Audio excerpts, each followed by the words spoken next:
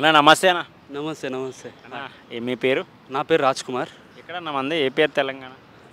నాది Khammam, but living here in Hyderabad. Okay. ఏంటంటే మనకి ఏపీలో అయితే ఎలక్షన్స్ అయితే స్టార్ట్ అయిపోయినాయి. ఎవరు తగ్గట్లేదు అసలు ప్రచారంలో. ఒక పక్కనేమో ఎన్డీఏ కూటమి, ఒక పక్కన జగన్మోహన్ రెడ్డి సింగిల్గా వస్తున్నాడు. ఈ 5 సంవత్సరాల పరిపాలనలో జగన్మోహన్ రెడ్డి గారు చేసిన అభివృద్ధి సంక్షేమ పథకాల గురించి చెప్పాలంటే మీరు ఏం చెప్తారు? చాలా ఉన్నాయి. ఇప్పుడు ఎడ్యుకేషన్ సిస్టమ్ బాగా నచ్చింది నాకు. ఐబీ స్కూల్స్ కానీ, లేకపోతే ఇప్పుడు స్టాండర్డ్స్ చాలా పెరిగినాయి వాళ్ళవి. ఇప్పుడు మొన్న రీసెంట్గా యుఎన్ఓలో 7 మెంబర్స్ ఏమో పిల్లలు నుంచి యుఎన్ఓకి వెళ్ళి వాళ్ళు పార్టిసిపేట్ చేసినారు. ఇండియా మొత్తంలో చాలా అలా వెళ్ళినవారు చాలా తక్కువ. సో వాళ్ళు వెళ్ళారు కాబట్టి, వాళ్ళు వెళ్ళారని కాదు, ఎడ్యుకేషన్ సిస్టమ్ అయితే చాలా బాగుంది. సో అమ్మఒడి కానీ ఇలాంటి ప్రోగ్రామ్స్ చాలా ఉన్నాయి. సో అక్కడున్న పేదలకి 70% 80% పేదలకి, మోస్ట్లీ పేదలు ఉన్నారు కాబట్టి వాళ్ళకి మంచి జరుగుతుంది. మంచి జరగంది ఎవరికన్నా ఉందంటే వాళ్ళు ఆ పార్టీకి సపోర్ట్ చేసేటోళ్ళు, ఎవరైతే అక్కడ ఆల్రెడీ సెటిల్ అయ్యి కొంచెం వాళ్ళకి పైసలు ఉండి అలాంటి వాళ్ళకి మాత్రమే కాలేదు. సో సమ్వాట్ నేను జగన్నే సపోర్ట్ చేస్తాను. I do support Jagan. And గట్టిగా మాట్లాడితే పవన్ కళ్యాణ్కి డిపాజిట్లు కూడా రావు. And Chandrababu Naidu I do support in some ways, but not at all fully. అలాగే 3 క్యాపిటల్స్ విషయంలో ప్రామిస్ చేసి మాట తప్పేసి అని చెప్పేసి ప్రజలు అంటున్నారు, ప్రతిపక్షాలు కూడా చెప్తున్నారు. సో దాని గురించి మీరు ఏం చెప్తారు? సో అది క్యాపిటల్ అనేది ఇంకా డిసైడ్ కాలేదు. దానికి చాలా ఇష్యూస్ ఉన్నాయి. ఎందుకు క్యాపిటల్ కాలేదంటే అది మన ఫస్ట్ క్యాపిటల్ అనుకున్నది అమరావతి అనుకున్నారు. అమరావతి భూములు మొత్తం వాళ్ళ ఇప్పుడు చంద్రబాబు నాయుడు బినామీలకు కానీ వాళ్ళందరికీ ఉన్నాయి. అదొకటి కాలేదు. చాలా రీజన్స్ ఉన్నాయి. 3 క్యాపిటల్స్ అనేది మంచి విషయమే, నాకు తెలిసినంత వరకు మంచి విషయమే. బట్ ఇన్ ఫ్యూచర్ ఇప్పుడు ఇంకా 5 years అయింది కదా, ఆల్రెడీ 2 to 3 years కరోనా వెళ్ళిపోయింది. ఆ కరోనాలో కూడా సర్వైవ్ అయ్యి చాలా మంచిగా పికప్ అయింది అన్ని స్టేట్స్తో కలిపి. ఇప్పుడు కొత్తగా ఫామ్ అయిన ఒక స్టేట్ కాబట్టి అవుతుంది. జాబ్ క్యాలెండర్ విషయంలో కూడా మాట తప్పారని చెప్పేసి యువత అయితే బాగా కొంచెం కోపంగా ఉన్నారు కదా సార్, దాని గురించి మీరేం చెప్తారు? తెలంగాణలో మేము డిగ్రీ పాస్అవుట్స్. ఇప్పుడు ఇట్స్ బీన్ ఇయర్, లాస్ట్ జూన్లో మేము పాస్ అయినాం. We don't have jobs. మాకు జాబ్స్ లేవు, తెలంగాణ వాళ్ళకే జాబ్స్ లేవు భయ్యా. ఇప్పుడు కొత్త ఫామ్ అయిన స్టేట్స్, అక్కడ ఇన్వెస్ట్మెంట్స్ వస్తున్న స్టేట్స్ వస్తే జాబ్స్ ఇప్పుడు ఎంబటి రాగానే కుంభస్థలం మీద డైరెక్ట్ యుద్ధం చేస్తా అంటే ఎట్లా అవుతుంది, మెల్లగా అవుతుంది.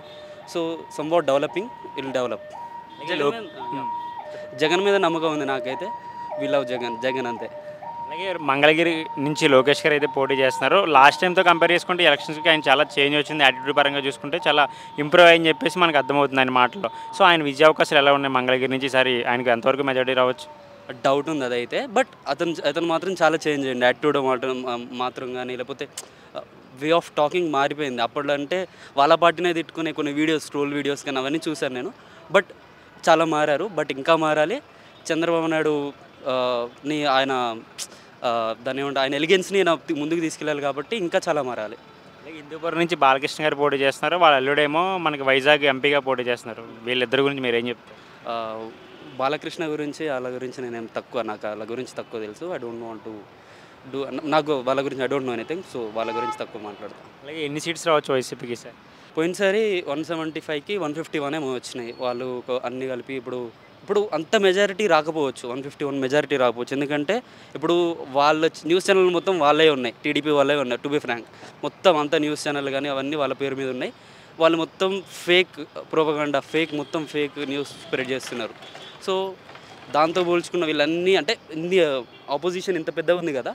సో కొంచెం వ్యతిరేకత వచ్చింది జగన్ మీద. వ్యతిరేకత రాలేదని 100% ఎవరు అందరికీ న్యాయం చేయలేరు. ఇంట్లో 4 పిల్లలు ఉంటే 2 కరెక్ట్ చేసి 2 కరెక్ట్ మన ఇంట్లోనే జరగదు, అక్కడే జరగదు. సో సంవాట్ వ్యతిరేకత రావచ్చు. బట్ 100 seats మినిమం, 100 seats 100 + 120 అట్లా రావచ్చు ఖచ్చితంగా. జగన్ అయితే సీఎం అవుతారు. అలాగే మీరు రీసెంట్గా రిలీజ్ చేసిన వైసీపీ మేనిఫెస్టో అబ్జర్వ్ చేశారు ఏమైనా? మీకు కొన్ని పాయింట్లు చెప్పాలంటే ఏం బాగా కనెక్ట్ అయినాయి? కొంచెం అది చూడలేదు. I will see it. Next ఏంటంటే రీసెంట్గా జగన్మోహన్ రెడ్డి మీద దాడి జరిగింది గులకరాయితో. సో దాన్ని ఏమన్నారంటే లాస్ట్ టైం కోడికత్తి డ్రామా లాగే ఎలక్షన్ ముందు సానుభూతి ఓట్ల కోసం మళ్ళీ ఇది ఒక డ్రామా అని చెప్పేసి ప్రతిపక్ష పార్టీలో అండ్ చాలామంది అయితే దాన్ని గురించి చెప్తున్నారు. సో మీరేమంటారు? లేదు, I don't believe in it. అది నిజంగానే జరిగింది అనుకుంటున్నాను నేను. ఎందుకంటే అది వీడియో చూశాను, అది కొంచెం నిజంలాగానే అనిపించింది నాకు. ఐ డోంట్ ఫేక్ అంటే అది ఫేక్ అని నేను అనుకోను. They went fake it. Me opinion అయితే మళ్ళీ ఆంధ్రప్రదేశ్ ముఖ్యమంత్రిగా జగనే అధికారం సాధిస్తాడు? ఇంకా 10 సంవత్సరాలైనా 15 సంవత్సరాలైనా జగనే సీఎం అంతే. మీ నేము? రంజిత్. మనకి ఏపీలో ఎలక్షన్స్ అయితే స్టార్ట్ అయిపోయినాయి, ఎవరు ప్రచారంలో తగ్గట్లే. ఒక పక్కన ఎన్డీఏ కూటమి, ఒక పక్కన జగన్మోహన్ రెడ్డి సింగిల్గా వస్తా అంటున్నారు. ఈ 5 సంవత్సరాల పరిపాలనలో జగన్మోహన్ రెడ్డి గారు చేసిన సంక్షేమ అభివృద్ధి గురించి చెప్పాలంటే మీరు ఏం చెప్తారు? అన్నీ ఫ్రీ కదా, అన్నీ ఫ్రీ. ఎడ్యుకేషన్కి వాళ్ళకి వెళ్తే ఏదో 12,000 అది ఇవ్వడం, అందరికీ ఆటో నడిపేటోనికి 30,000 ఇవ్వడము అవసరమా? మొత్తము జనాలకి ముంచడమే ఇదంతా. నువ్వు అదే 30,000 ఇస్తున్నావు, దాన్నే గవర్నమెంట్ స్కూల్స్ ఉన్నాయి, ఆ గవర్నమెంట్ స్కూల్స్కి నువ్వు ఇంటర్నేషనల్ స్కూల్స్ లెక్క చేంజ్ అయ్యి కాదంటలేరు కదా. ఇంకా మంచిది అది. గవర్నమెంట్ స్కూల్ పోయేటప్పుడు 12,000 ఇవ్వడం ఎందుకు, చేయడం ఎందుకు? గవర్నమెంట్లో ఇప్పుడు ఏం చేస్తుందంటే, ఇప్పుడు మేనిఫెస్టోలో గిట్ట మొత్తం ఫ్రీ చేస్తున్నారు. జనాలని చాలా సోమరిపోతులు చేస్తున్నారు. ఆల్రెడీ మొత్తం ఏపీలో ప్రజలు చాలా సోమరిపోతులనే నేను అనుకుంటున్నా. తప్పుగా అనుకోవద్దు బ్రదర్, ఎందుకంటే మొత్తం ఫ్రీగా ఇస్తున్నాడు. ఫ్రీగా ఇచ్చి పెట్రోల్ రేట్స్ అని, మొత్తం రోడ్స్ అని చాలా చేస్తున్నారు బ్రదర్. మీరు ఆలోచించాలి. ఆలోచించి మీకు ఎవరైతే వర్త్ అనిపిస్తారో వాళ్ళకు ఓటేయండి. అలాగే ఇప్పుడు పిఠాపురం నుంచి పవన్ కళ్యాణ్ గారు పోటీ చేస్తున్నారు, ఆయన విజయ అవకాశాలు ఎలా ఉన్నాయని? బ్రదర్, యాజ్ పిఠాపురం నుంచి పవన్ కళ్యాణ్ అంటే ఆయన తీసుకొస్తున్న కొన్ని చాలా బాగున్నాయి. కాకపోతే ఏంటంటే ఆయనకు నమ్మడం లేదు. ఆయన సొంత ఖర్చుతోటి ఎన్నో విషయాలు ఎన్నో చాలా జరిపించాడు. బోర్లు వేపించడం కానీ, రీసెంట్గా నేను విన్నాను ఏదో ₹1,00,00,000 ఇచ్చాడు. అది చేస్తున్నారు కానీ అతను నమ్మడం లేదు. ఇంకొకటి ఏంటంటే ఇక పొత్తుతోటి పోయిండు. జగన్ గురించి తెలిసే మొత్తం వీళ్ళు పొత్తు పెట్టుకున్నారు. సెంట్రల్లో బీజేపీ రావాలంటే పొత్తు పెట్టుకున్నారు, ఓకే గుడ్. కానీ జగన్ మాత్రం కొంచెం ఆలోచించాలి మీరే, మొత్తం ఏపీలో ఉన్న వాళ్ళు. అలాగే లోకేష్ గారు గత ఎన్నికల్లో కంపేర్ చేసుకుంటే ఇప్పుడు చాలా ఆయన చేంజెస్ అయితే వచ్చినాయి, కొంచెం గట్టిగా కూడా ప్రతినిధులకి సమాధానం చెప్తున్నారు. సో ఆయన మంగళగిరి నుంచి పోటీ చేస్తున్నారు, ఆయన విజయ అవకాశాలు ఎలా ఉన్నాయి, ఎంత మెజారిటీ రావచ్చు అని చెప్పలేము. అది అక్కడ డిపెండ్ ప్రజల మీద. అతన్ని నమ్మాలి, నమ్మండి. మీకు ఎవరు మంచి చేస్తారో నమ్మండి. జగన్ అయినా ఓకే, ఎవరైనా ఓకే, కానీ ఫ్రీ ఎవరైతే ఇస్తారో అది మాత్రం నమ్మకండి. ఎందుకంటే ఫ్రీ వచ్చిందంటే మొత్తం జనాలపైన భారం పడుతుంది. అది ఫ్రీ బస్సెస్ అంటున్నారు. ఆల్రెడీ ఇప్పుడు తెలంగాణలో ఫ్రీ బస్సెస్ అంటున్నారు, అది అంటున్నారు, ఇది అంటున్నారు, చాలా అంటున్నారు. కాకపోతే ప్రజలపైన భారము వద్దనుకుంటారు. కాకపోతే బడ్జెట్ అనేది కొంచెం చాలా పెరిగిపోతుంది. బడ్జెట్ పెరిగిపోతుంది. అలాంటి టైంలో ప్రతి ఒక్క రేట్స్ అనేది ఆటోమేటిక్గా పెరిగిపోతుంది. అలాగే వైసీపీ గవర్నమెంట్లో జగన్మోహన్ రెడ్డి గారు ఒక ప్రామిస్ చేసే త్రీ క్యాపిటల్స్ అని చెప్పేసి, అది ఎందుకు కంప్లీట్ చేయలేకపోయారు అనుకుంటారు మీరు? 3 క్యాపిటల్స్ అనేది నాట్ ఏ జోక్. ఇప్పుడు ఒక్కదాని క్యాపిటల్ అంటేనే అక్కడ ఎవరైనా సంస్థలు వచ్చినా కానీ ఒక దగ్గర ఇన్వెస్ట్ చేయగలుగుతారు. 3 దగ్గర ఇన్వెస్ట్ చేయాలంటే కష్టం కదా. ఇప్పుడు హైదరాబాద్ ఉంది, హైదరాబాద్ చూడండి ఎట్లా అవుతుంది. ఇప్పుడు మొత్తం గచ్చిబౌలి చూడండి, మాదాపూర్ చూడండి, ఒక రేంజ్లో డెవలప్మెంట్ అయ్యింది. అలా అని మీరు 3 క్యాపిటల్స్ అని 3 డెవలప్ చేయాలంటే కొన్ని సంవత్సరాలు పడుతుంది. సపోజ్ ఇప్పుడు 3 క్యాపిటల్స్ అన్నారు అనుకోండి, దాదాపు 15 నుంచి 20 సంవత్సరాలు పడుతుంది అది మొత్తం డెవలప్ కానికి. అదే ఒక సిటీ అనుకోండి, ఏదో ఒకటి. ఇప్పుడు లాస్ట్ టైం మన అమరావతి చెప్పారు, అమరావతి దగ్గర ఉన్నా కానీ దానికి సపోజ్ ఇప్పుడు ఆల్రెడీ 5 ఇయర్స్ చంద్రబాబు నాయుడు చేశారు కదా. ఇప్పుడు ఇంకో 5 ఇయర్స్ ఇవ్వండి, వాళ్ళ గవర్నమెంట్కి ఇచ్చి సపోర్ట్ చేయండి. మీరు సపోర్ట్ చేసి చూడండి. నాకు అడిగితే కర్ణాటక ఈజ్ బెస్ట్. ఎందుకంటే ఎవ్రీ 5 ఇయర్స్కి వాళ్ళ గవర్నమెంట్ అనేది చేంజ్ చేస్తూ ఉంటారు. మన దగ్గర అలా కాదు, ఏదైతే వస్తుందో అదే వస్తుంది. ఎవ్రీ 5 ఇయర్స్కి గవర్నమెంట్ అనేది చేంజ్ అయితే భవిష్యత్ అనేది చాలా బాగుంటుంది. అలాగే ఇంకొకటి ఏంటంటే, రీసెంట్గా వైసీపీ మేనిఫెస్టో రిలీజ్ చేశారన్న, అందులో మీకు ఏమన్నా కొత్తగా పాయింట్లు కొంచెం నచ్చినాయి, ఏమన్నా కొత్తగా రిలీజ్ చేసిన మేనిఫెస్టోలో? ఆ మేనిఫెస్టో అనేది నేను చూడలేదు బ్రదర్, వాస్తవానికి నేను చూడలేదు. అది మేనిఫెస్టో ఏంది యాక్చువల్లీ అక్కడ ఏంటంటే మొత్తం ఆ మేనిఫెస్టో చూడాలని లేదు. నాకు ఇంతకుముందు ఏమనిపిస్తుంది అంటే, జగన్ ఒక్క ఛాన్స్ అంటే ఏదో ఇవ్వాలి బై, జగన్కి ఒక ఛాన్స్ ఇవ్వాలి, చూద్దాం అది ఇదని నాకు హార్ట్ఫుల్గా చెప్తున్నా. నాకు అనిపించింది ఇప్పుడు జగన్ వస్తే మొత్తం అయిపోతుంది అనుకుంటున్నాను నేనైతే. ఇంకా అలాగే రీసెంట్గా జగన్మోహన్ రెడ్డి మీద దాడి జరిగింది గులకరాయితో. అది ఏమన్నారంటే, లాస్ట్ టైం కోడికత్తి డ్రామా అలాగే ఎలక్షన్ ముందు ఇది ఒక సానుభూతి ఓట్ల కోసం మళ్ళీ ఇది ఒక డ్రామా అని చెప్పేసి ప్రతిపక్షాలు అలాగే ప్రజలు కూడా చెప్తున్నారు. సో మీరు ఎలా చూస్తారు దాన్ని? అది డ్రామా, నేను గిట్ట డ్రామానే అనుకుంటాను. ఎందుకంటే న్యూస్లో చూసింది ఏంటంటే, ఒక ఎక్కడనో చిన్న పిల్లలు వేరే వాళ్ళు ఆడుకుంటూ ఉంటే వాళ్ళని అరెస్ట్ చేశారు, అది ఇదని చెప్పి విన్నాను. కానీ ఇంకా అది ఫ్యూచర్ ఇంకా ఫర్దర్ యాక్షన్స్ ఏం తీసుకున్నారో తెలీదు. అది మాత్రం ఇక చెప్పాలంటే అది నమ్మశక్యంగా లేదు. ఎందుకంటే వాళ్ళ బాబాయ్ ఉన్నారు, వాళ్ళ బాబాయ్ హత్య కేసులు ఉన్నారో వీళ్ళే ఉన్నారు కదా. సిబిఐకి ఇవ్వచ్చు, సిఐడికి ఇవ్వచ్చు. ఇప్పటివరకు వాళ్ళ బాబాయ్ హత్య కేసులో ఏమైందో అదే తెలియదు. అటువంటిది ఒక చిన్న రాయి పడితే అది ఎట్లా వచ్చి పడ్డదో అనేది ఎవరికి తెలియదు. అది ఆయన కావాలని చేయించకుండా, లేదంటే పక్క నుంచి అన్వాంటెడ్గా చేసిరా, లేదంటే వాంటెడ్లు ఎవరైనా చేసిరా అనేది తెలియదు కదా. వాళ్ళ కుటుంబం నుంచి సునీత గారు వచ్చి ప్రతిరోజు ఒక ప్రెస్ మీట్ అని ఒక వీడియో రిలీజ్ చేసినా ఎందుకు సొంత చెల్లికి న్యాయం చేయలేకపోయారంటారు మీరు? అటు షర్మిలకి కావచ్చు, ఇద్దరికి. షర్మిలక్క అనేది ఇక్కడ మాట్లాడకపోవడమే మంచిది. ఎందుకంటే ఇక్కడ ఒక పార్టీ పెట్టిరు, దానికి కట్టుబడి ఉండేది ఒకవేళ సపోజ్ రావచ్చు రాకపోవచ్చు. దానికి మళ్ళీ కాంగ్రెస్లో విలీనం చేసి మళ్ళీ అక్కడ పోయి మళ్ళీ అదే కాంగ్రెస్లో పీసీసీ పదవి తీసుకొని అది చేసుకుంటే నాకు కొంచెం గలీజ్ అనిపించింది బ్రదర్. నాకు ఇక్కడ ఏదైనా సొంత పార్టీ పెట్టుకోను, అక్కడ పోయి నువ్వు సొంత పార్టీ పెట్టుకునేది ఉండే, కానీ మళ్ళీ కాంగ్రెస్లో పోయి కలవడం అనేది నాకు కొంచెం సిల్లీ అనిపించింది అది. అలాగే ఇప్పుడు మనకి చూసుకుంటే వైసీపీలో కొంతమంది మినిస్టర్స్ ఉన్నారు, టార్గెట్ ఫ్యామిలీస్ని పర్సనల్గా టార్గెట్ చేసేవాళ్ళు. కొడాలి నాని అవ్వచ్చు, అంబటి రాంబాబు అవ్వచ్చు, అనిల్ కుమార్ యాదవ్, ఆ రోజా గారు అవ్వచ్చు. ఎందుకు గత కొన్ని రోజులకి వెళ్ళి సైలెంట్ అయిపోయారు? ఓటమి భయంతో భయం పట్టుకుందంటారా? అది చెప్పలేము, ఆల్రెడీ వాళ్ళకి తెలిసి ఉంటుంది. ఎందుకంటే సర్వేలు ఉంటాయి, సర్వేలు చెప్పేస్తాయి వాళ్ళకి ఎంత డిపాజిట్ గిట్ట రావచ్చా రాకపోవచ్చా అనేది సర్వేలు ఉన్నాయి బ్రదర్. ఆ సర్వేలు వాళ్ళకి తెలుసు, ఎందుకంటే వాళ్ళు ఆల్వేస్ ఇప్పుడు మినిస్టర్లుగా ఉన్నారు, ఇంతకుముందు ఎమ్మెల్యేగా ఉన్నారు, వాళ్ళకి ఉంటుంది కదా కొంచెం అవగాహన ఉంటుంది, ఎవరైతే గెలుస్తారు గెలవరు అనేది అవగాహన ఉంటుంది, వాళ్ళకే తెలియాలి అది. ఇంకొకటి ఏంటంటే ఫైనల్గా ఇప్పుడు ఎన్డీఏ కూటమికి ఎన్ని సీట్స్ రావచ్చు? 400+ రావడం అనేది అది కామన్, అది కంపల్సరీ రావాలి. ఎందుకంటే మనం పప్పుకి ఇస్తే మొత్తం దేశం మొత్తం పప్పు అయిపోతుంది. నరేంద్ర మోడీ కావాలి అంతే. వైసీపీకి ఎన్ని సీట్స్ రావచ్చు? వాళ్ళు వై నాట్ 175 అన్నారు కదా. 175 ఇస్తే అర్ధగుండు గీసుకొని సగం మీసం తీసుకొని తిరుగుతాను నేను. 175కి 175 వస్తాయి. ఫైనల్గా అయితే ఏపీలో మార్పు రావాలని కోరుకుంటున్నారు. మార్పు రావాలని కోరుకుంటున్నాం. ఒక ఛాన్స్ ఇవ్వండి ఈసారి. మన పవన్ కళ్యాణ్ గారు ఉన్నారు, అలాంటి చంద్రబాబు నాయుడు గారు ఉన్నారు. ఇప్పుడు ఏపీ బాగుపడాలంటే Chandrababu Naidu is the best. అన్న మీ పేరు? రమేష్. అన్న ఏపీలో ఎలక్షన్స్ అయితే స్టార్ట్ అయిపోయింది, ఎవరో ప్రచారం తగ్గట్లేదు. ఒక పక్కన ఎన్డీఏ కూటమి, ఒక పక్కన జగన్మోహన్ రెడ్డి సింగిల్గా వస్తా అంటున్నారు. మనకు 5 సంవత్సరాల పరిపాలన చూసుకుంటే జగన్మోహన్ రెడ్డి గారు చేసిన సంక్షేమ అభివృద్ధి గురించి మీరు ఏం చెప్తారు? ఫస్ట్ అనేది క్యాపిటల్ ఉండాలి. ఆల్రెడీ ఒక పునాదన వేసిన దాన్ని అడ్డబిడ్డని చేసేసి క్యాపిటలే లేకుండా అయిపోయింది. ఫస్ట్ అనేది క్యాపిటల్ ఉన్న తర్వాత ఫ్రీ ఏదైనా పెట్టుకోవచ్చు.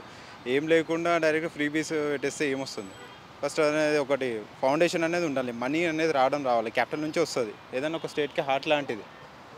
సో అది కాకుండా ఏదో ఫ్రీ బీస్ పెట్టుకుంటూ పోతుంటే ఇక అది ఎప్పుడు కడతారు? ఫస్ట్ అది లేదు, అది పెద్ద మైనస్ అన్నది. నవరత్నాల పథకాలు అందరికీ అందే అంటారా? నాకైతే డౌటే, అదేదో పెద్ద యూజ్లెస్ అని అనుకుంటున్నాను. అండ్ దానికన్నా పెద్ద యూజ్లెస్ అంటే ఇది ఏమో ఉంది కదా, దాని పేరు వాలంటీర్స్, అదొక యూజ్లెస్. ఏం చెప్తారు మీరు వాలంటీర్ వ్యవస్థ గురించి? వాలంటీర్స్ ఎవరినో తీసుకొచ్చి ఈయన వాలంటీర్ 5,000 అని అడిగితే ఏం బాగుంటుంది? అతను వేరే సిటీకి వెళ్ళి ఇచ్చినా లేదా ఇంకేదైనా బిజినెస్ చేసుకున్నా మంచిగా సంపాదిస్తాడు. అదే 5,000 రూపీస్కి ఎవరు చేస్తారు, ఏం చేస్తారు? అండ్ ఒక గవర్నమెంట్ టు పబ్లిక్కి ఆఫీస్ అనేది ఉంటుంది. ఇప్పుడు నాకు క్యాస్ట్ సర్టిఫికేట్ కావాలంటే నేను ఎంఆర్ ఆఫీస్కి పోతా. అట్లాంటి దానికి ప్రతి చిన్న పథకాలకు కూడా వాలంటీర్ ఉండాలి అనేది కరెక్ట్ కాదని నేను అనుకుంటాను. అలాగే పిఠాపూర్ నుంచి పవన్ కళ్యాణ్ గారు పోటీ చేస్తున్నారు, ఆయన విజయ అవకాశాలు ఎలాగ ఉన్నాయి? ఆయనే గెలవాలి. ఫ్రాంక్ చెప్పాలంటే నేను లాస్ట్ టైం గెలుస్తా అనుకున్నా, గెలవలేదు. లాస్ట్ టైం 2 చోట్లలో ఓడిపోయిండు. ఈసారి ఒక్క చోటన గెలిస్తే చాలా నేను అనుకుంటున్నాను యాజ్ జనసేన ఫ్యాన్. అలాగే మంగళగిరి నుంచి లోకేష్ గారు పోటీ చేస్తున్నారు. ఆయన బిఫోర్తో కంపేర్ చేసుకుంటే ఇప్పుడు చాలా చేంజెస్ వచ్చినాయి, ప్రత్యర్థులకు కూడా సమాధానం చెప్తున్నారు. ఆయన విజయ అవకాశాలు ఎలాగ ఉన్నాయి మంగళగిరి నుంచి? ఏపీ పాలిటిక్స్ అనేవి ఎట్లుంటాయంటే ఎవడు ఏం గెస్ చేయలేడు. మనం ఇప్పుడు లాస్ట్ టైం ఏమైంది, పవన్ కళ్యాణ్ ఎక్కడ వచ్చినా బాగా పబ్లిక్ వచ్చింది, లాస్ట్కి 2 ప్లేస్లలో కూడా కొట్టింది. ఇప్పుడు దాని గురించి మనం కామెంట్ చేయలేం. ఒకవేళ గెలిస్తే మాత్రమే టీడీపీ వాళ్ళ డాడీని చూసి కానీ ఇంతకుముందు 5 years ఉన్న బ్యాక్గ్రౌండ్ చూసి, అంటే 5 years పాలనను చూసి ఇది రావద్దని చేస్తాడు తప్ప ఆయన కోసం అన్నట్టు తక్కువ ఛాన్సెస్. అలాగే యువతకి జాబ్ క్యాలెండర్ అని చెప్పేసి ముఖ్యమంత్రి మోసం చేశారని చెప్పేసి చాలామంది యువత అయితే చాలా దారుణంగా మాట్లాడుతున్నారు. సో దాని గురించి మీరేం చెప్తారు?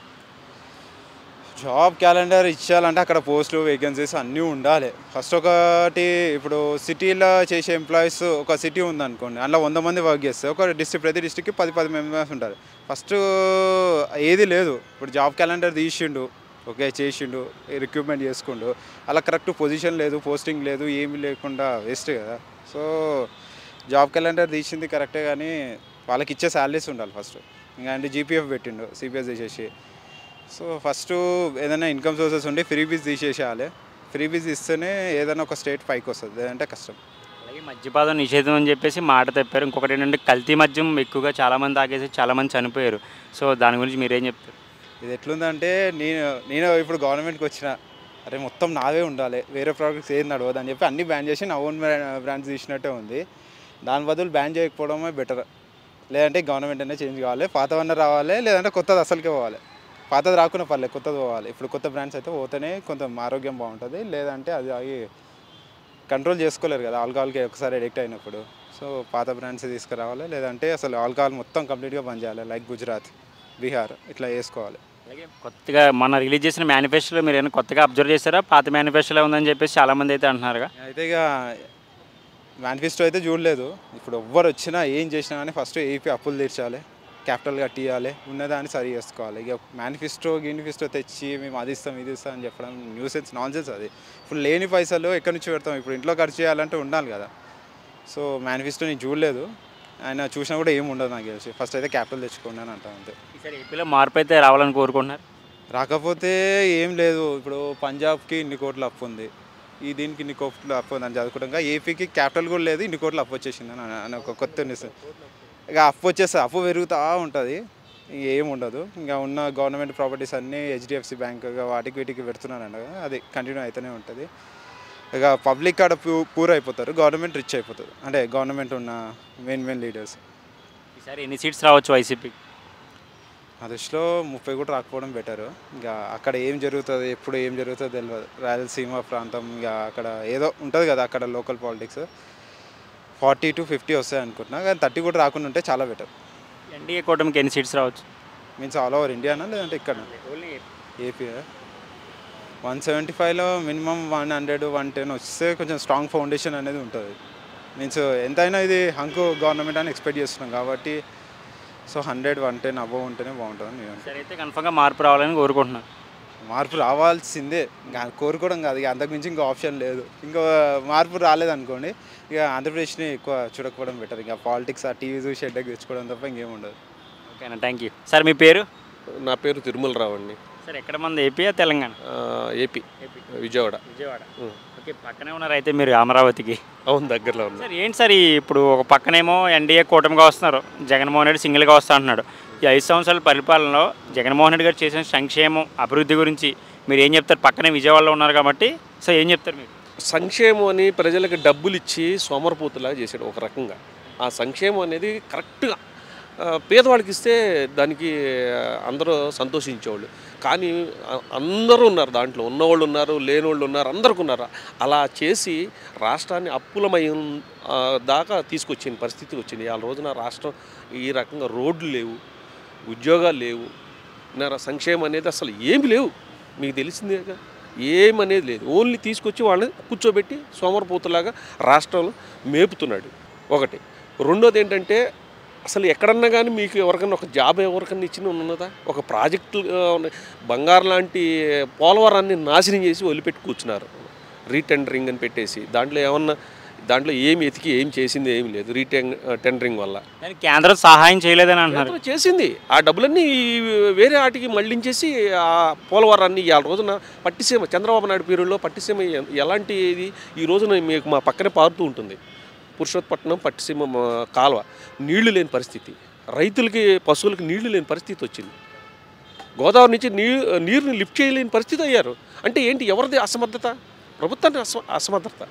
ఆ రోజున చంద్రబాబు నాయుడు ఎంతో దాన్ని డెవలప్ చేసి పట్టిసీమ మీద ఇమ్మీడియట్గా అంతా 1 year లోపే ఎంతో సంథింగ్ దాన్ని పూర్తి చేశాడు. నీళ్లు వదిలాడు, మేము చూసాం మా కళ్ళతో. ఇవాళ రోజున నీళ్లు లేవు. మరి దానికి ఎవరు బాధ్యులు? ప్రభుత్వమే.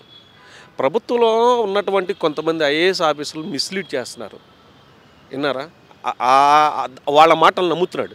ఎక్కడికి వెళితే అక్కడ దౌర్జన్యాలు, విన్నారా?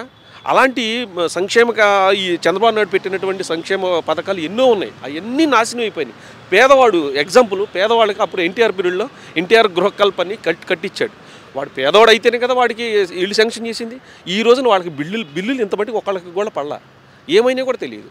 ఎక్కడో మారుమూల మేము 5 లక్షలు ఇచ్చేసి ఇల్లు ఇస్తానన్నారు, అవి కూడా అట్నే అయిపోయినాయి, అవి నాశనం అయిపోయినాయి.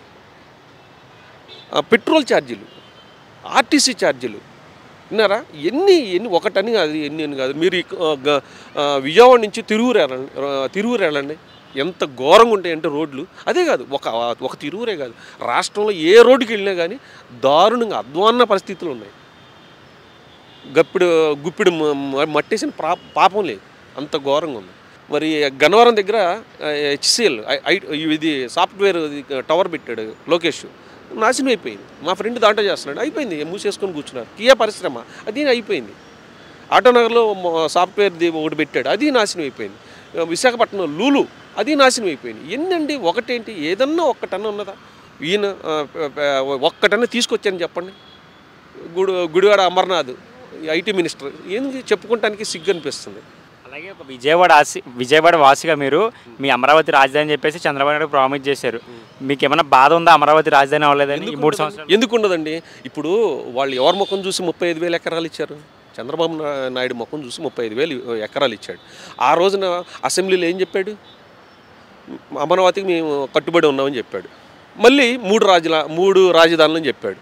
మరి అసలు ఆ రాజధానులు వాళ్ళున్న రైతులను పిలవాలా? అసలు మీ సమస్య ఏంటి? మీకు ఏం కావాలి? నేను ఈ రకంగా చేద్దాం అనుకుంటున్నా, 3 రాజధానులు చేద్దాం అనుకుంటున్నా. వాళ్ళ పరిష్కారం వాళ్ళ 1300 రోజులు వాళ్ళు కంటిన్యూగా నిరాహార దీక్ష చేసి వాళ్ళు ఉంటే వాళ్ళని కనీసం పిలిచిన పాపం లేదు. ముఖం చాటేశాడు, పరదాల చాటును తిరుగుతూ ఉన్నాడు. మరి వాళ్ళకి ఎంత బాధ ఉంటుందండి? మంగళగిరిలో వాళ్ళు ఆస్తులు అమ్ముకొని రాజధానికి ఇచ్చారు, ఎకరాలు ఇచ్చారు. వాళ్ళ ఆస్తులు వాళ్ళ తరతరాల నుంచి వచ్చినటువంటి ఆస్తులు రైతులు వాళ్ళకి ఏమి ఇచ్చారు చెప్పండి? వాళ్ళని ఇంత మట్టుకు కనీసం పిలిచిన పాపం లేదు. అదేమంటే వాళ్ళ మీద దౌర్జన్యాలు చేసి విన్నావా, నానా రకాలుగా వాళ్ళని ఇబ్బందులు పెట్టాడు. రైతులు వాళ్ళకి బాధ అనిపిస్తుంది కదండి. ఒక సమస్య వస్తే వాలంటీర్ వ్యవస్థ పెట్టాడు, మంచిదే కొంతమందికి. కనీసం వాళ్ళని కూడా కనీసం ఏ రకంగా వినియోగించుకుంటున్నాడు అనేది మీకు తెలిసిందే కదండి. దాని గురించి నేను చెప్పవసరం లేదు. వాలంటీర్ వ్యవస్థ అట్లా ఒకటే కాదు, ప్రతి వ్యవస్థలు మొత్తం కూడా సర్వనాశనం అయిపోయినాయి. అమరావతి ప్రాంతంలో 70% అయ్యేవి ఉన్నాయి, 90% అయిన ఉన్నటువంటి అయినాయి. అవన్నీ ఏమైనాయి? 5,000 కోట్ల పైచిలకు మొత్తం ఎవరి సొమ్ము? ప్రజల సొమ్ము నాశనం చేశాడు మొత్తం. మరి అదంతా ఎవరు సొమ్ము? అది ప్రజల సొమ్మే. దానికి ఎవరు జవాబుదారి? నాకు తెలిసి 11 లక్షల కోట్ల రూపాయలు అప్పు అయింది అన్నాడు. ఎవరు తీర్చాలి? అది ప్రజల మీద భారమే. పెట్రోల్ మీద భారం వేస్తాడు. రేపొద్దున పెట్రోల్ మీద ఏంటి ఇంకా రకరకాల ఇది వేస్తాడు. మిమ్మల్ని తీర్చుకోవటం ఇక తప్పదు. ఒక ఉద్యోగ కల్పన లేదు. యువత ఎంతోమంది అట్లా అయిపోయింది ప్రభుత్వం. పిఠాపురం నుంచి పవన్ కళ్యాణ్ గారు పోటీ చేస్తున్నారు. ఆయనకి ఈసారి ఎలా ఉండబోతుంది? ఎంత మెజారిటీ రావచ్చు? Sir, Pawan Kalyan excellent candidate అండి. ఆయన ఒక సినిమా చేసుకున్నా కానీ కూర్చొని హాయిగా 1 కోటి రూపాయలు వస్తాయి, రోజుకు 1 కోటి రూపాయలు. ఏదో చెయ్యాలనే తపన ఉంది. ఆయన చూడాలి కదా. 2 సార్లు మొన్న భీమవరంలో ఇంకో చోట అక్కడ ఓడిచ్చారు. ఈసారి మట్టుకి అఖండ మెజార్టీతో గెలుస్తాడని ఉంది. ఆయనకి తపన ఉంది, చెయ్యాలని కంపల్సరీగా ఉంది. రైతులకి ఇచ్చాడండి. ఎవడిస్తాడు ఇవాళ రోజున? ఎవరికి ట్రస్టులు ఉన్నాయి చెప్పండి? ఎవరికన్నా ట్రస్టులు ఉన్నాయా? జగన్కి ఉన్నాయా? కొన్ని వేల కోట్లు ఉన్నాయి. ఎవరికి ఉచితంగా ఎవరికన్నా చేపించిన ఉందా? ఎవరు జేబులోంచి ఎవరు డబ్బులు ఇస్తారు ఈ రోజున? అట్టనే పవన్ కళ్యాణ్ చేశాడు. అదే మరి నందమూరి కుటుంబంలో బసవతారం క్యాన్సర్ హాస్పిటల్ మీరు రండి. ఈ రోజున ఎంతమంది పబ్లిక్, ఎంతమంది ఆపరేషన్లు చేసుకుని వాళ్ళు హ్యాపీగా సంతోషంగా బతుకుతున్నారు. అలా ఎంతమందో సంతోషంగా వెళుతున్నారు. ఈ జగన్ ఏదన్నా ఒక మంచి పని చేశారని చెప్పండి. ఒక ట్రస్ట్ ఉందా? ఒక ట్రస్ట్ మీద ఏదైనా పేరు పెట్టాడు వాళ్ళ నాన్న పేరు మీద? ఏది లేదు. దోసుకు తింటమే తప్ప. ఇల్లు కట్టాడు కానీ వాళ్ళకి కనీసం ఇసుక లేని పరిస్థితి. ఒక ట్రాక్టర్ ఇసుక ఎంతో తెలుసా? 5,000 రూపాయలు. ఒక లారీ ఇసుక 9,500 రూపాయలు. మధ్యతరగతి మానవుడు వాడు కట్టుకున్నాడు పాపం అప్పుడు ఉన్నటువంటి పీరియడ్లో. వాడి పరిస్థితి ఏంటి? సగం ఉన్నాయి అన్ని ఆస్తులు ఏదో పెట్టి 2-3 లక్షలు 5 లక్షలు పెట్టి కొట్టుకున్నాడు. మధ్యలో అయిపోయింది. వాడి పరిస్థితి ఏంటి? ఎక్కడ ఉండాలి చెప్పు? ఇవాళ రోజున ఇసుక కొనే పరిస్థితి ఉందా? దోపిడి దొంగలాగా కృష్ణానదిలో ఉన్న బేసిన్లు మొత్తం ఇసుకంతా దోసుకు తినేశారు. కొంతమంది వైసీపీలో మంత్రులు ఉన్నారు, ఫ్యామిలీస్ని పర్సనల్గా టార్గెట్ చేసి బూతులు తిట్టిన మంత్రులు అని చెప్పేసి మన ప్రజలైతే అంటున్నారు. కొడాలి నానేవచ్చు, పెర్ని నానేవచ్చు, అంబటి రాంబాబు, అనిల్ కుమార్ యాదవ్, రోజా, వీళ్ళంతా ఓటమి భయం పట్టుకొని సార్ ఏమన్నా కొంచెం చాలా తగ్గిపోయారు కదా ఈ మధ్యన మాట్లాడడం? వాళ్ళకి ఈ ఎలక్షన్లో ప్రజలు తగిన బుద్ధి చెప్తారండి. ప్రజలు ఇదివరకంటే ప్రసార మాధ్యమాలు చాలా తక్కువ ఉండే. రాజకీయం అంటే ఏంటో తెలిసేది కాదు. ఇవాళ రోజున యూట్యూబ్ ఛానల్స్ ప్రతిరోజు ప్రతి మనిషి గురించి వితిన్ సెకండ్లోనే తెలిసిపోతుంది. అవగాహన వచ్చింది. ఆ అవగాహన ఎవరు ఎలా ఏంటి అనేది తెలిసిపోతుంది. ప్రజలు తగిన శాస్తి చేస్తారు ఈ ఎలక్షన్లో నేను అనుకుంటున్నాను. లోకేష్ గారు గత ఎన్నికలతో పోల్చుకుంటే ఈ ఎలక్షన్స్కి చాలా అప్డేట్ అయిపోయి చాలా యాక్టివ్గా మాట్లాడుతున్నారు. ప్రత్యర్థులతో కూడా మాటకి మాట అంటున్నారు. మంగళగిరి నుంచి పోటీ చేస్తున్నారు. ఈసారి ఎమ్మెల్యేగా గెలిచే అవకాశాలు ఉన్నాయంటారు? డెఫినెట్లీ లోకేష్ గారు డెఫినెట్లీ గెలుస్తారు మంగళగిరిలో. ఆయన స్పీచ్ మీరు ఇనే ఉండొచ్చు. చాలా మాట్లాడటానికి కూడా ఆయన సరిగా మాట్లాడాడు. ఇప్పుడు నాకు ఆయన కొంచెం తడబడుతూ మాట్లాడేవాడు.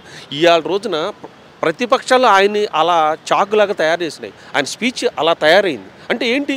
పట్టుదలతో ఆయన ఎక్కడైతే ఓడిపోయానో నేను అక్కడే గెలవాలి, మంగళగిరిలో గెలవాలని పట్టుదలతో అలా తయారయ్యాడు. డెఫినెట్లీ గెలుస్తాడు లోకేష్. హిందూపురం నుంచి బాలకృష్ణ గారు పోటీ చేస్తున్నారు. వాళ్ళ అల్లుడేమో భర్త గారు వైజాగ్ నుంచి ఎంపీగా పోటీ చేస్తున్నారు.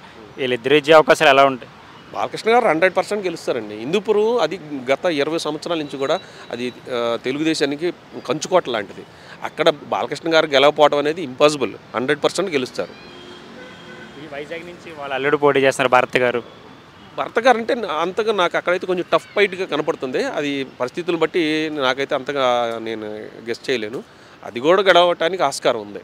బాలకృష్ణ గారు గెలుస్తారు. హిందూపూర్ మొత్తం ఆ బెల్ట్ మొత్తం కూడా టీడీపీ బెల్టే. హరికృష్ణ గారు గెలిచారు, ఎన్టీ రామారావు గెలిచారు, బాలకృష్ణ గారు గెలిచారు. వాళ్ళు వేరే వాళ్ళకి అక్కడ ఓటు వేయరు. కాంగ్రెస్ పడదు, లేదు మన దీనికి పడదు, వైఎస్ఆర్సీపీకి పడదు హిందూపూర్. అలాగే వైసీపీ రిలీజ్ చేసిన మేనిఫెస్టోలో మీకు కొత్తగా ఏమైనా అంశాలు అనిపించింది? ఇది పాత సీసాలో కొత్త సారా పోసినట్టుగా ఉంది. ఏం లేదు, పాత పథకాలనే కొంచెం రీమోడల్ చేసి పెట్టాడు. జనాలు పిచ్చోళ్ళు కాదండి. ఇన్ని సంవత్సరాల నుంచి ఎలా ఎన్ని బాధలు పడ్డారు ఏంటి అనేది వాళ్ళకి తెలుసు, అవగాహన ఉంది. స్టూడెంట్స్కి ఉన్నది, ముసలోళ్ళు. కాకపోతే ఏంటంటే ముసలోళ్ళు అమాయకత్వంతో వాళ్ళకి పింఛన్లు ఇస్తున్నాము అనేసి వాళ్ళ అమాయకత్వంతో కొంత సానుభూతితో కొన్ని ఓట్లు ఏమైనా పడతాయి తప్ప ఎడ్యుకేటర్సు, రైతులు, లేడీసు వీళ్ళందరూ కూడా ఓటు ఎట్టి పరిస్థితుల్లో వేయరు. ఏమండి, అంత క్రితం పసుపు కుంకుమ ఇచ్చారు చంద్రబాబు నాయుడు గారు. రాష్ట్రానికి రాజధాని సృష్టించి బస్సులో ఉండి ఆయన పరిపాలన చేసి విజయవాడలో అక్కడక్కడ రెంటల్కి తీసుకొని ప్రభుత్వాన్ని నడిపి ఈ రోజున ఏదో ఒక రాజధాని అనేది పెట్టాడు. ఈయన వచ్చి ఏం చేశాడండి, కొల్లగొట్టుకు తినేసాడు. ఋషికొండ మొత్తం అయిపోయింది, బోడిగుండు చేసాడు. సరే, ఒక 3 రాజుల దానిలో అన్నాడా? ఏదన్నా ఒకటని కంప్లీట్ అయిందా? అది లేదు. ఏ ఒక్క రాజధాని కూడా లేకుండా ఉన్నటువంటి దిక్కులేని రాజధాని. ఆ రోజున ఇండియా మ్యాప్లో ఏది రాజధాని అంటే ఏది చెప్పుకోలేని పరిస్థితి అయిపోయింది. జనాలు పిచ్చోళ్ళు కాదు, వాళ్ళ ఐటీ వాళ్ళు అంత ఆక్రోషంతో ఉన్నారంటే కారణం ఏంటనుకున్నావు? ఈయన చేసినటువంటిది.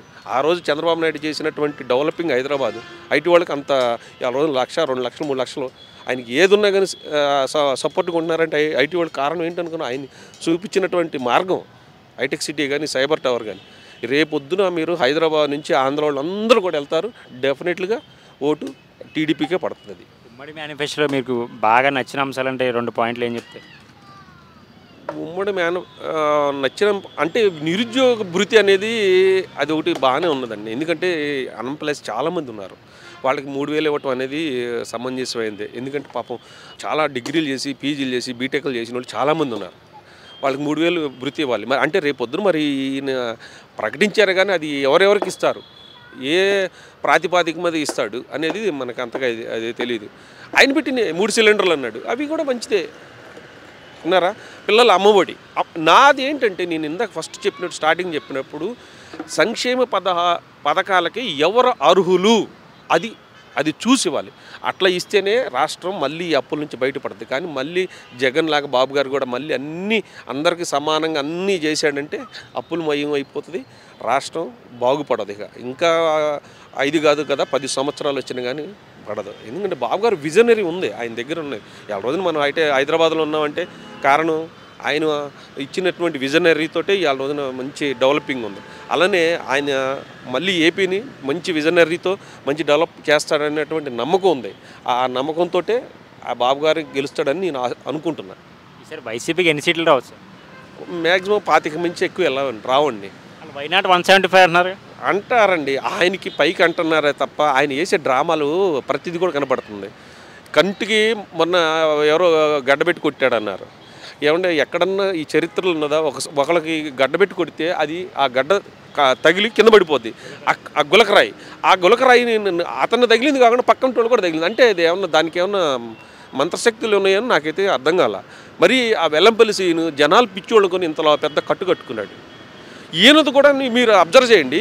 ఫస్ట్ ఒక వారం రోజులకి ఏంటి ఈయన ఎలక్షన్ అయ్యేంత దాకా ఈ కట్టు తీయడానుకున్నా నేను.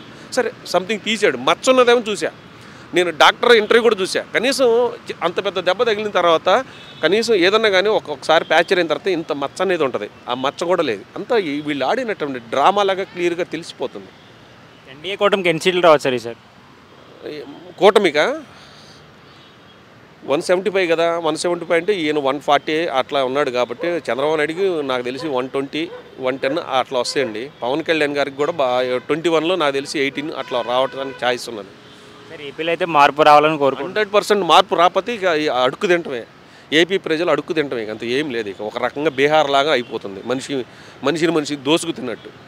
ఇంకా ఈ పథకాలు ఇలానే ఈయన కూడా పెట్టి అలానే ఉన్నాడనుకో కొన్ని మార్పులు చేర్పులు లేకుండా చేసుకుంటా అందరూ సంక్షేమ పథకాలు ఇచ్చుకొని కూర్చుంటే ఈయన కూడా ఏం చేయలేని పరిస్థితి. ఈయన అన్ని పథకాలు పెట్టాడు కానీ అది ఎవరికి లబ్ధిదారులు ఎవరు ఏంటి అనేది చూసి పెడితే బెటర్. సార్ వైసీపీకి ఎన్ని సీట్లు రావచ్చు సార్? 21 జగన్కి జైలుకి వెళ్ళిపోవటం 100%. ఎందుకంటే ఆయన మీద చాలా కేసులు ఉన్నాయి, అవన్నీ కూడా బయటకు వస్తాయి. జైలుకి వెళ్ళటం 100% షూర్.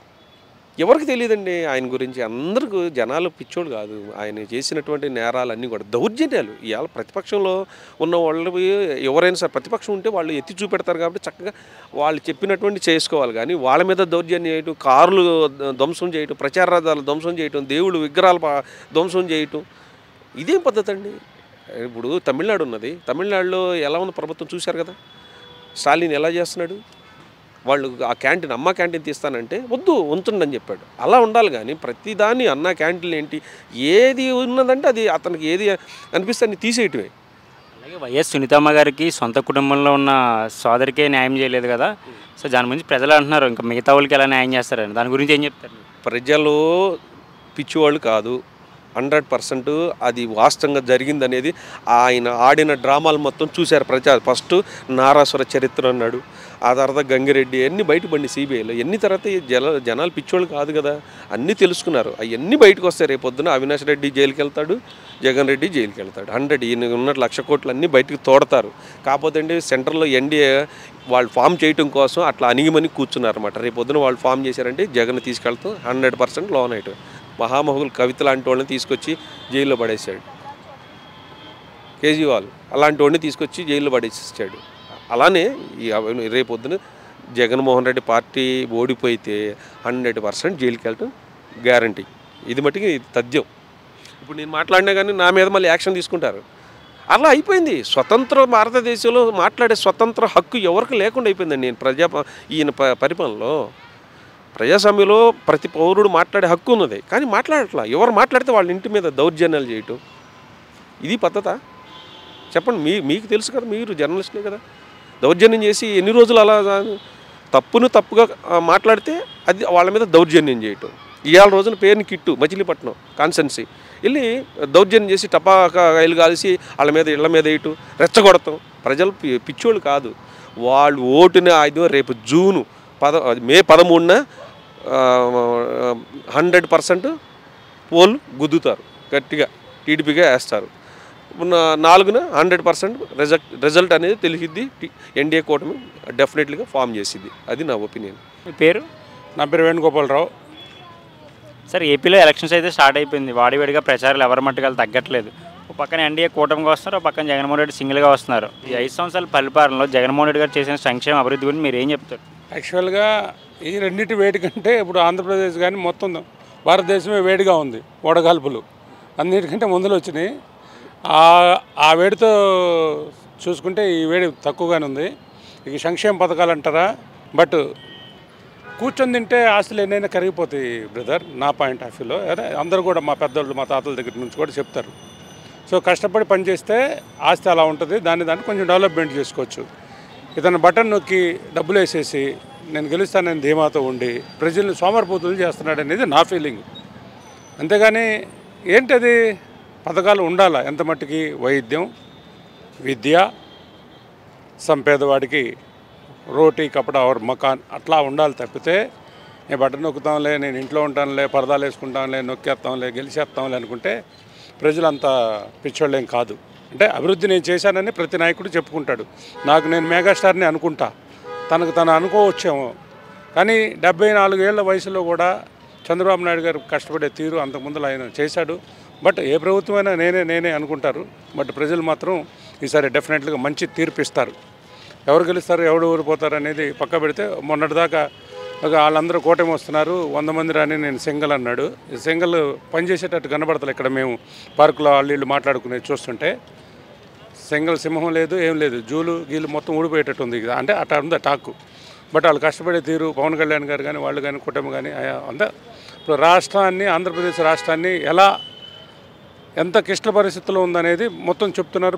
పబ్లిక్ అర్థం చేసుకున్నారు. ఎవడైతే ఈ అమ్మఒడి అనే వాటికి ఆకర్షిలైనడు వాడు చెప్పుకుంటున్నాడు తప్పితే నాకు తెలిసి జగన్మోహన్ రెడ్డి గారు ఇదే అసలు. ఇంకోటి ఏంటంటే బాగా రౌడిజం బాగా ఎక్కువ పెచ్చరిల్లిపోతుంది. దాని పబ్లిక్ అందరూ ఆలోచిస్తారులే, ఆలోచన చేసి మంచి నిర్ణయం తీసుకుంటారు అనేది నా యొక్క ఇది. 3 రాజధాని విషయంలో ప్రామిస్ చేసి మాట తప్పేసి అని చెప్పేసి ప్రజలు అంటున్నారు, మీరేమంటారు? అది ముమ్మాటికి నిజం కదా, అది తెలిసిన విషయమే కదా. నేను అడిగేది కదా, ఆంధ్రప్రదేశ్ మొత్తం కోటే కూస్తుంది. అది 3 రాజధానులు ఏంటి? 3 రాజధానులు అంటే ఒక దగ్గర ఉండి ఆంధ్రప్రదేశ్ ఎంత పెద్దది, తెలంగాణ ఆంధ్రప్రదేశ్ కలిసి ఉన్నప్పుడు ఒక రాజధాని ఉండేది. ఆఫ్టర్ ఇప్పుడు బైబిరికేషన్ అయ్యి చిన్న రాష్ట్రం అయిన తర్వాత 3 రాజధానులు అక్కడ పెడతా ఇక్కడ పెడతా ఏంటి డెవలప్మెంట్ చేయరా? ఎక్కడున్నా ఒక విజన్ ఉంటే, విజన్ ఉన్న నాయకుడు ఉంటే ఎక్కడున్నా కానీ ప్రజల్లోకి వచ్చి మమేకం తిరిగితే ఒక రాజధాని చాలు కదా మనకి. నువ్వు దోచుకుంటాను అది ఇదే పొలిటికల్స్ అంటే 3 రాష్ట్రాలని మేము సమానంగా చూస్తున్నామని చెప్పి ఒక సెంటిమెంట్ పెట్టి గెలవాలనే ప్రయత్నంలో 3 రాష్ట్రాలు అంటున్నాడు. అది 3 ముక్కల ఆట అయిపోయింది. అది వేస్ట్. ఒక దగ్గర చాలుతా బ్రదర్? అలాగే సింహం ఒక దగ్గర, ఇప్పుడు నేను సింహం సింగల్ అంటాడు, మరి సింగల్గానే ఒక దగ్గర రాజధాని పెట్టుకుని పరిపాలించవచ్చుగా. 3 జగాలు పెడుతుంది ఆ సింహం. ఒక అడవికి కింగ్ రాజు ఒక సింహం, అలాగే ఒక దగ్గర ఉండు. 3 రాజధానులు వేస్ట్, అన్ఫిట్ ప్రోగ్రామ్ అది పక్కా. అలాగే వైజాగ్ రుషికొండని కబ్జా చేసి కూల్ చేసి ప్యాలెస్ కట్టుకున్నారని చెప్పేసి ప్రజలు అంటున్నారు. సో దాని గురించి ఎలా మీరు స్పందిస్తారు? మేము భీమిలి, వైజాగ్ ఇవన్నీ వెళ్తూ ఉంటాం. వెళ్ళినప్పుడు చూస్తే ఆ కొండలు చూసినప్పుడు ఒక ఆనందంగా ఉండేది. పెద్ద కొండలు, ఇప్పుడు కొండలు తొలిచేస్తే మా గుండెలు తొలిచేసినట్టుంది. అది పక్కా. ఏం బ్రదర్ ఇంకా చాలా లేవా? కొండలు తొలిచేసి అందమైన ప్రకృతిని కూడా నాశనం చేసేస్తున్నారు అనేది వైజాగ్ ప్రజలందరికీ తెలుసు. ఇక అంటే ఇక్కడ ఉండి మేము చూడలేం, కానీ అక్కడ వాళ్ళందరూ డెఫినెట్గా కొలగొట్టేస్తున్నారు పక్కా. అది చిచ్చి జాబ్ క్యాలెండర్ విషయంలో యువతకి మోసం చేశారని చెప్పేసి చదువుకున్న విద్యార్థులు అయితే చాలా ఘోరంగా ఆయన మాట్లాడటం జరుగుతుంది, చూస్తున్నారు మీరు కూడా. సో దాని గురించి ఎలా స్పందిస్తారు? ఇక అదే కంపెనీలు వచ్చిన వెనక్కి వెళ్ళిపోవటం, లేకపోతే ఇంకోటి వెళ్ళిపోతాం. క్యాలెండర్ అయితే ఏం లేదు.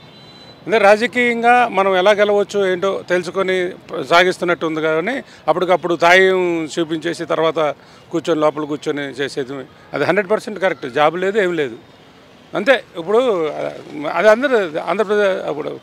ఆంధ్రప్రదేశ్ ప్రజలు యువతకి అందరూ తెలుసున్నాను.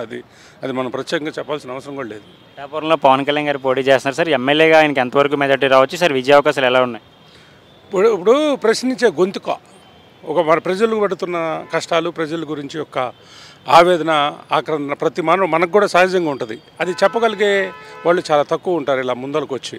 పవన్ కళ్యాణ్ డెఫినెట్గా నాకు తెలిసి 1,00,000 పైన మెజార్టీతో గెలుస్తారు, దాంట్లో తిరుగులేదు. ఎందుకంటే ప్రజలందరూ ఒక ఇది కావాలి, ఒక మంచి నాయకుడు కావాలి, పరిపాలించే అందరిని క్వశ్చనించే నాయకుడు కావాలి. అసెంబ్లీలో కనుక తను ఉంటే అసలు ప్రజలకు ఏం కావాలనేది చెప్తాడనే నమ్మకం మాత్రం ప్రజలందరికీ వచ్చింది. లాస్ట్ టైం కొంచెం తేడాతో పోయింది. ఎనీహో నాకు తెలిసి 1,00,000 ఓట్ల మెజార్టీ పైన గెలుస్తాడని చెప్పి ఈజ్ టాక్ అందరూ. అలాగే లోకేష్ గారు మంగళగిరి నుంచి మళ్ళీ పోటీ చేస్తున్నారు. ఒకసారి ఓడిపోయినా కానీ చాలా బలంగా ప్రత్యర్థులకి ఆయన ఆన్సర్ చేయడం జరుగుతుంది. సో మీరు కూడా చూస్తున్నారు, ఆయన చాలా మార్పు చెందారు. ఆయన విజయ అవకాశాలు ఉన్నాయి సార్, ఎమ్మెల్యేగా గెలిచే అవకాశాలు ఉన్నాయంటారు? లోకేష్ బాబు లాస్ట్ ఎంత 500 చిల్లర్లో అంతేగా. ఇప్పుడు కూటమి గెలిచిన తర్వాత ఎట్లా విజయం ఉంటుంది? నాకు తెలిసి డెఫినెట్లీగా లోకేష్ బాబు కూడా 1,00,000 పైన మెజార్టీ రావచ్చు. అందరూ అనుకుంటారు చాలా తాను ఎంత పరిమితి చెందాడు, ఎంత బాగా ఇప్పుడు ప్రజల యొక్క సమస్యల పట్ల చాలా అవగాహనతో చక్కగా మాట్లాడుతున్నాడు, ప్రజలు మమేకం అవుతున్నాడు. డెఫినెట్గా తను గెలుస్తాడు. ఇక ప్రత్యర్థి ఏమంటాడు, బ్రదర్ ఓడిపోతాడు అది ఇది అంటారు వాళ్ళు అనుకుంటారు. కానీ ప్రజల్లో మాత్రం డెఫినెట్గా ఈసారి కూటమి 100% 150 అబోవ్ సీట్లు వస్తాయి అనేది అనుకుంటున్నారు. ఇది మౌత్ టాక్, ప్రజా టాక్. మేము ఏ పార్టీలకి సంబంధం లేదు మాకు. బట్ కానీ ఏంటంటే ఆ ప్రజల్లో ఉన్నటువంటి చైతన్యం కానీ, ప్రజల్లో చూస్తున్నటువంటి కానీ, మేము అంతకు ముందులో విశ్లేషణ చేసినట్టు దాంట్లో కానీ డెఫినెట్గా కూటమి ప్రభుత్వం ఏర్పడుతుంది ఆంధ్రప్రదేశ్లో. అలాగే రీసెంట్గా జగన్మోహన్ రెడ్డి గారి దాడిలో ఒక పబ్లిక్ మీటింగ్లో ఆయన మీద దాడి జరిగింది గులకరాయితో. ఆ దాడిని ఎలా క్రియేట్ చేస్తారంటే ప్రతిపక్షాలు లాస్ట్ టైం కోడికత్తి డ్రామాలాగా ఇది కూడా ఎలక్షన్ ముందు సానుభూతి ఓట్ల కోసమని చెప్పేసి ప్రజలు అంటున్నారు, ప్రతిపక్ష పార్టీలు అంటున్నారు. సో మీరు అబ్జర్వ్ చేసిన విషయంలో మీరు ఏం చెప్తారు దాని గురించి? నేను పార్కుకి వెళ్తున్నా, నా మీద ఎవడన్నా దాడి చేయమను, ఆ దాడి చేసింది ఎవడో నాకు తెలియదా? సందుల్లోంచి గొంతుల్లోంచి చీకట్లో ముసుగేసుకొని కొట్టించేసుకొని సింపతికి వెళ్తున్నాడని ఆంధ్రప్రదేశ్ ప్రజలు మొత్తానికి తెలుసు. ఎవరు ఆ పిల్లలు కూడా వాళ్ళు కూడా ఏం చెప్పారు, 500 రూపాయల ముందు అవి ఇస్తానని చెప్పి ఈకపోతే డెఫినెట్గా ఆడు కోపం వచ్చి ఇసిరేసామని చెప్తున్నారు. అక్కడ కూడా వ్యతిరేకత ఉంది. ఇదంతా సింపతి డెఫినెట్గా తెలిసిపోతుంది కదా తమ్ముడు. దాన్ని అసలు అదంతా నాటకం వద్దు. నాకు కత్తులు మాకు తగిలి ఒకరోజు ట్రీట్మెంట్ తీసుకుంటారు, 4 రోజులు ఈ స్టాంప్ వేసేసుకొని ఏదో రాజమౌళి ముద్రలాగా ఇక్కడ పేద మీద ఆడ మీద సినిమా స్టైల్ వర్కౌట్ కాదు జగన్ బాబు. ఇది వైసీపీకి ఎన్ని సీట్స్ రావచ్చు బ్రదర్? ఇది రాజకీయ సదరంగం. నేనేం దేవుడిని కాదు, జ్యోతిష్యుని కాదు. ప్రజల్లో ఉన్నటువంటి విషయాన్ని నేను చెప్పగలుగుతా, కానీ అన్ని సీట్లు వస్తాయని నేను చెప్పలేను. బట్ కూటమికి మాత్రం గెలిచే అవకాశాలు ఎక్కువ ఉన్నాయని ప్రజల టాకు. ప్రజలే కదా తీర్పిచ్చేది. నా అభిమానం లేదా నేను ఇంకోటి చెప్పేది కాదు. నేను ప్రజల్లో ఒకటిగా చెప్తున్నా. డెఫినెట్లీ అది నేను చెప్పలేను, నేను జ్యోతిష్యుని కాదు, అంతకంటే ఇది కాదు. అంతా భగవంతుడి దైవ. కూటమి మాత్రం వస్తుంది అనేది ఆంధ్రప్రదేశ్ ప్రజల టాకు. ఇక్కడ తెలంగాణలో ఉన్నటువంటి ఆంధ్ర ప్రజలు కూడా ఈసారి డెఫినెట్గా కూటమి రావాలి. అందుకోసమే వీళ్ళు పని కట్టుకొని మరి వెళ్ళి ఓటింగ్ చేసే దానికి సిద్ధమయ్యారు. నాకు ఇక్కడ చూస్తున్నటువంటి దాన్ని బట్టి అర్థమైపోతుంది కదా రాబోయేది కూటమి ప్రభుత్వం అని. కొంతమంది మంత్రులు ఉన్నారు, సమస్యల మీద కాకుండా పర్సనల్గా టార్గెట్ చేశాయని చెప్పేసి ప్రజలు అంటూ ఉంటారు. వాళ్ళ పేరు కొడాలి నాని, మన అనిల్ కుమార్ యాదవ్, అంబటి రాంబాబు, పెర్ని నాని, రోజా గారు. సో వీళ్ళ గురించి మీరు ఏం చెప్తారు? చెప్పేదే ఉంది బ్రదర్, ఆంధ్ర ప్రజలు మొత్తానికి తెలుసు. మీకు మంత్రులు చేసింది ప్రజా పరిపాలన చేయమని, కానీ ఎవరైతే ప్రశ్నిస్తారో వాళ్ళని తిట్టమనేది కాదు. ఆ తిట్టుల దండకం ఎలా ఉందంటే, ఒక అసెంబ్లీ అంటే ఒక దేవాలయం. అది అలాంటి దేవాలయంలో ఉన్నటువంటి మీరు మంత్రివర్గంలో ఉండి దాడి చేయండి, మాట్లాడండి. ఎంత మటుకు మాట్లాడాలో అంత మటుకు మాట్లాడాలి. ఓవర్గా మాట్లాడితే రేపు ప్రజలు చెప్పబోయే తీర్పుకి మీరు అందరూ బాధ్యత వహిస్తారు. ఇప్పుడు మీ గురించి నేను విమర్శిస్తే ఒక ప్రజగా, ఒక ఓటర్గా, లేకపోతే ఇంకోటి మాట్లాడదాం, కానీ నేను ప్రతిపక్షంలో లేను. రాంబాబు గారు కానీ, నాని గారు కానీ, లేకపోతే పేర్ని నాని గారు కానీ, అనిల్ కుమార్ యాదవ్ గారు కానీ, ఏంటంటే ఇది వీధి రౌడీలు మాట్లాడుకునేటట్టుగా ఉంది. ఇది మంత్రులు ఒక అసెంబ్లీ ప్రజలను ఉద్దేశించి మాట్లాడేటట్టుగా అనిపిస్తలేదు. అంటే వీళ్ళు మాట్లాడేది రేపు పొద్దున వాళ్ళు శ్రీరామ అన్నా కానీ నీ అమ్మ అనేటట్టుగా వాళ్ళు తెచ్చేసుకున్నారు. ఇక దాన్ని ప్రజలు తిరస్కరించేశారు. వీళ్ళ నలుగురు మూరాన జగన్మోహన్ రెడ్డి గారికి ఫుల్ డ్యామేజ్ జరిగిద్ది. అలాగే హిందూపురం నుంచి బాలకృష్ణ గారు పోటీ చేస్తున్నారు, ఆయన అల్లుడు గారు భరత్ గారు వైజాగ్ నుంచి ఎంపీగా పోటీ చేస్తున్నారు. అల్లుళ్ళు విజయ అవకాశాలు ఎలా ఉన్నాయంటారు? ఇక బాలయ్య బాబు అంటే తెలియదే ఉంది, దేవుడే. ఆయన ఫ్యాన్స్ హిందూపురం ఫస్ట్ నుంచి వాళ్ళ నాన్నగారు వాళ్ళందరూ వచ్చారు కాబట్టి అంతలా గాలి వీసినప్పుడే బాలయ్య బాబు గారు గెలిచారు, బాలయ్య గారు గెలిచారు. బట్ అది చాలా నల్లేరు మీద నడక. ఇప్పుడు అంతే. అలా ఎంపీగా వాళ్ళ అల్లుడు గారు అంతే. ఇక అంతకాతే మేము ఏమంటామంటే మొత్తం కుటుంబాన్ని వేయకుండా వేరే వాళ్ళకి అవకాశం ఇస్తే ఇంకా బాగుండేది. వేరే ఒకళ్ళని అనే ముందర మనం ఏంటి అనేది కూడా తెలుసుకుంటే బాగుంటుంది అనేది నా ఉద్దేశం. మొత్తం ఎంపీలు ఎమ్మెల్యేలు మీ కుటుంబాలు చూసేస్తే ఇంకా వేరే క్యాండిడేట్స్ లేరా? అది కూడా ప్రజలు ఆలోచిస్తారు. అది కూడా ఇట్లా కుటుంబ రాజకీయంగా వస్తున్నారు, అల్లుడు వస్తున్నాడు, వీళ్ళు వస్తున్నారు అని ప్రజలు అనుకున్నారంటే సున్నానే. వాడు ఎవడో ప్రజలకి అతీతం కాదు. వాళ్ళ నాన్నగారే ఓడిపోయాడు ఇక్కడ కలవగుర్తులో చిత్తరంజన్ దాస్ గారి మీద. ఇవన్నీ తెలిసిందేగా. ప్రజల్లో వ్యతిరేకత వచ్చిందంటే వాడు ఎంత పెద్ద పుడింగ్ అయినా బుస్సే. Okay sir, thank you.